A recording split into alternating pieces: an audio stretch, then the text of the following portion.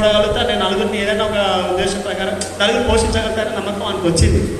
అట్లా ప్రతి ఒక్కరు ఇంకోటి విషయం ఏంటంటే ప్రతి ఒక్కరు నవ్వుతూనే మాట్లాడాలి. ఎంత టెన్షన్ వచ్చినా సరే అని నవ్వుతూనే మాట్లాడాలి, నవ్వుతూ పలకరించాలి. ఆ టెన్షన్ అనేది ఆ నవ్వుతూ మాట్లాడుతుంటే మనకు అవతల మనిషి కూడా మనకు అనేది టెన్షన్స్ అనేవి వెళ్ళిపోతాయి.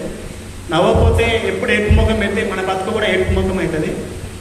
నిజంగా చెప్తున్నా, అవ్వదు కాదు. ఇంకోటి మన లైఫ్ లాంగ్ మన సారాన్ని గుర్తించుకోవాలి. ఎందుకంటే ఈ స్టేజ్లో వచ్చినామంటే ప్రతి ఒక్కరు మన సారాన్ని గుర్తించుకోకపోతే మనము ఈ ఇంటర్మీడియట్ మన ఫ్రెండ్స్ అంతా కలిసి కూడా వేస్ట్ అవుతుంది. ఎందుకంటే ప్రజెంట్ నాకు 10th క్లాస్లో శ్రీరామ్ సార్ అంటే ఆయన కూడా యాక్సిడెంట్లో చనిపోయాడు. యాక్సిడెంట్లో చనిపోతే ఆయన ఫోటోలు గ్రూప్లో పెడితే నాకు చాలా బాగా అనిపించింది.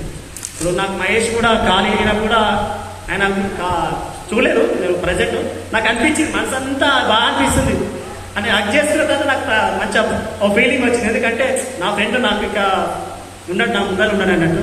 కానీ మనిషి పోతే మనిషి రాడు, ఒకటి గుర్తించుకోవాలి. ఎందుకంటే మనిషి లైఫ్ నాకు ఏం సాధిస్తాడో ఏం సాధించాడు ఇక విషయం. అటు మన ఫ్రెండ్ అటు నవ్వుతుందా నవ్వుతలేడా కాదు,